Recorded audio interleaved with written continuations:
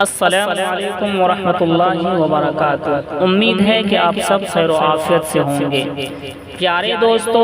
اگر میں آپ سے کہوں لوگوں کے بگڑے کام اس سورہ سے بن سکتے ہیں تو میرا کہنا غلط نہیں ہوگا۔ آپ اپنے قیمتی وقت میں سے تھوڑا سا وقت نکال کر اس ویڈیو کو پورا دیکھ لیجئے۔ آپ لوگوں نے بہت سی پریشانیاں اٹھا لی، آپ نے بہت سی مصیبتیں اٹھا لی، لیکن کوئی بھی کام آپ کے مرضی کے مطابق نہیں ہو رہا ہے، آپ کی دعائیں قبول نہیں ہو رہی ہیں، آپ پریشان ہیں، تو یقین جانیے آپ اس ویڈیو سے ناممکن کام کو بھی ممکن کر سکتے ہیں۔ یہ قرآن پاک کی سورہ ہے۔ جو بھی شخص جس بھی مقصد کے لیے اس سورہ کو صرف سن لیتا ہے، اللہ تبارک و تعالی اس کی تمام حاجتوں کو اپنی بارگاہ میں قبول فرما لیتا ہے۔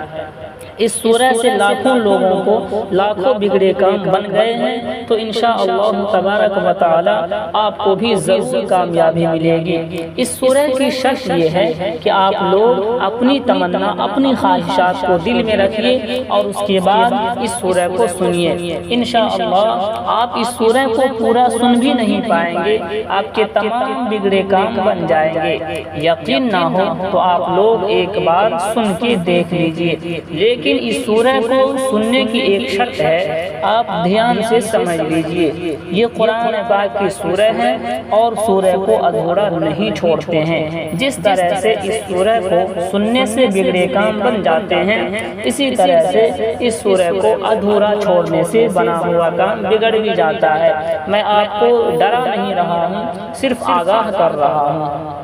اگر آپ اس سورہ کو پورا سن کر نہیں جائیں گے، ادھورا چھوڑ کر جائیں گے، تو اس کے ذمہ دار آپ خود ہوں گے۔ اور اس کی دوسری شرط یہ ہے، یہ قرآن پاک کی سورہ ہے۔ اگر آپ لوگ سچ میں قرآن پاک کو لائک کرتے ہیں، پسند کرتے ہیں، تو اس ویڈیو کو ابھی فوراً دل سے ایک لائک کر دے۔ یقین ماننا آپ کو اتنی نیکیاں ملیں گی کہ آپ سوچ بھی نہیں سکتے۔ میں جھوٹ نہیں بول رہا ہوں۔ اگر آپ کا دل ہو تو ایک بار ضرور سن لیں۔ میں اللہ تعالیٰ سے دعا کرتا ہوں، جو بھی جس مقصد سے سن رہا ہے، اللہ تعالیٰ اس کے مقصد پورا کر دے۔ تو آئیے دوستو، اب آپ لوگ اطمینان سے بیٹھ کر اس آیت کو غور سے سنیے۔ اعوذ باللہ من الشیطان الرجیم، بسم اللہ الرحمن الرحیم۔ الذين كفروا وصدوا عن سبيل الله أضل أعمالهم، والذين آمنوا وعملوا الصالحات وآمنوا بما نزل على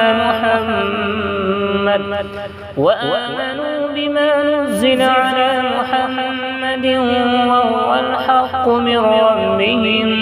كفر عنهم سيئاتهم وأصلح بالهم، ذلك بأن الذين كفروا اتبعوا الباطل وأن الذين آمنوا اتبعوا الحق من ربهم، كذلك يضرب الله للناس أمثالهم، فإذا لقيتم الذين كفروا فضرب الرقاب حتى إذا أثخنتموهم فشدوا الوثاق، فإما منا بعد وإما فداء حتى تضع الحرب أوزارها ذلك، ولو يشاء الله لانتصر منهم ولكن ليبلو بعضكم ببعض، والذين قتلوا في سبيل الله فلن يضل أعمالهم، سيهديهم ويصلح بالهم ويدخلهم الجنة عرفها لهم، يا أيها الذين آمنوا إن تنصروا الله ينصركم ويثبت أقدامكم، والذين كفروا فتعسا لهم وأضل أعمالهم، ذلك بأنهم كرهوا ما أنزل الله فأحبط أعمالهم. أعمالهم أفلم يسيروا في الأرض فينظروا كيف كان عاقبة الذين من قبلهم دمر الله عليهم وللكافرين أمثالها ذلك بأن الله مولى الذين آمنوا وأن الكافرين لا مولى لهم إن الله يدخل الذين آمنوا وعملوا الصالحات جنات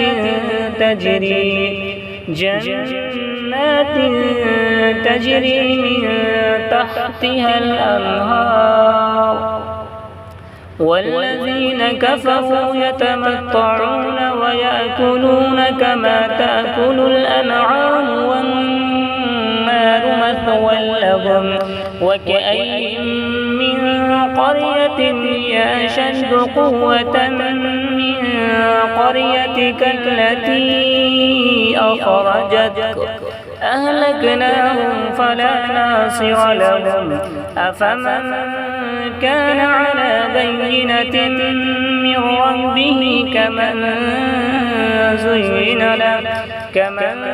زين له سوء عمله واتبعوا أهواءهم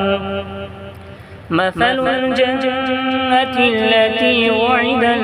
المتقون فيها أنهار من ماء غير آسن وأنهار من لبن لم يتغير طعمه وأنهار من خمر لذة للشاربين وأنهار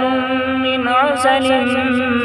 مصفى ولهم فيها من كل الثمرات ومغفرة من ربهم كمن هو خالد في النار وسقوا ماء حميما فقطع أمعاءهم ومنهم من يستمع إليك حتى إذا خرجوا من عندك قالوا للذين أوتوا العلم ماذا قال آنفا أولئك الذين طبع الله على قلوبهم واتبعوا أهواءهم والذين اهتدوا زادهم هدى وآتاهم تقواهم فهل ينظرون إلا الساعة أن تأتيهم بغتة فقد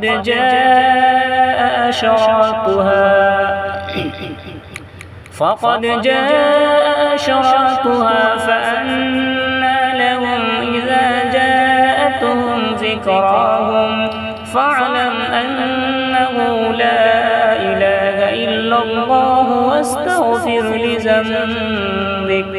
واستغفر لذنبك وللمؤمنين والمؤمنات والله يعلم متقلبكم ومثواكم ويقول الذين آمنوا لولا نزلت سورة فإذا أنزلت سورة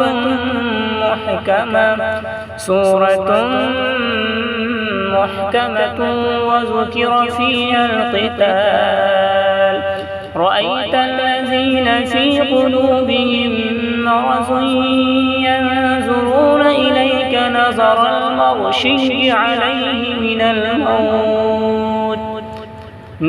المغشي عليه من الموت فأولى لهم طاعة وقول معروف فإذا عزم الأمر فلو صدقوا الله لكان خيرا لهم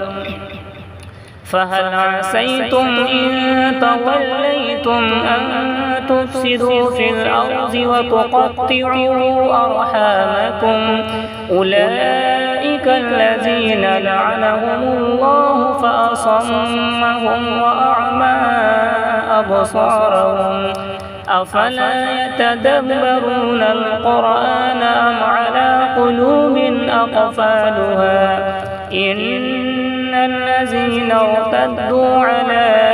أدبارهم من بعد ما تبين لهم الهدى الشيطان سول لهم وأملى لهم ذلك بأنهم قالوا للذين كرهوا ما نزل الله سنطيعكم في بعض الأمر والله يعلم إسرارهم فكيف إذا توفتهم الملائكة يضربون وجوههم وأدبارهم ذلك بأنهم اتبعوا ما أسخط الله وكرهوا رضوانه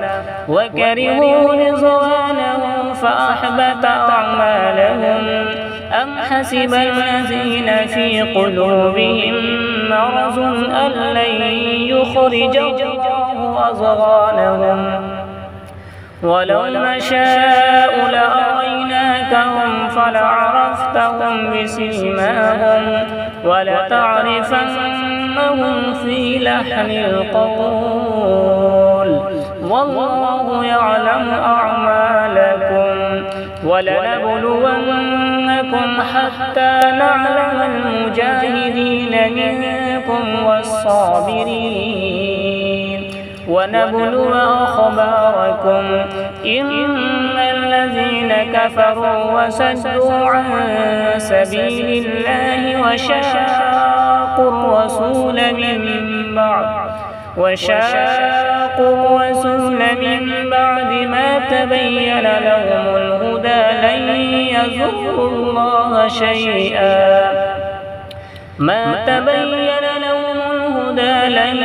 يضروا الله شيئا وسيحبط أعمالهم يا أيها الذين آمنوا أطيعوا الله وأطيعوا الرسول ولا تبطلوا أعمالكم إن الذين كفروا وصدوا عن سبيل الله ثم ماتوا وهم كفار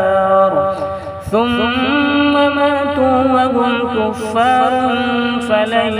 يغفر الله لهم فلا تهنوا وتدعوا إلى السلم وأنتم الأعلون والله معكم ولن يتركم أعمالكم إنما الحياة الدنيا لعب ولهو وإن تؤمنوا وتتقوا يؤتكم أجوركم ولا يسألكم أموالكم إن يسألكموها فيحفكم تبخلوا ويخرج أضغانكم ها أنتم هؤلاء تدعون لتنفقوا في سبيل الله فمنكم من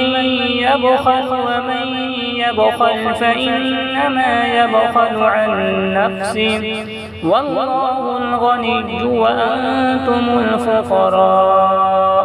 وإن تتولوا يستبدل قوما غيركم ثم لا يكونوا أمثالكم صدق الله العظيم.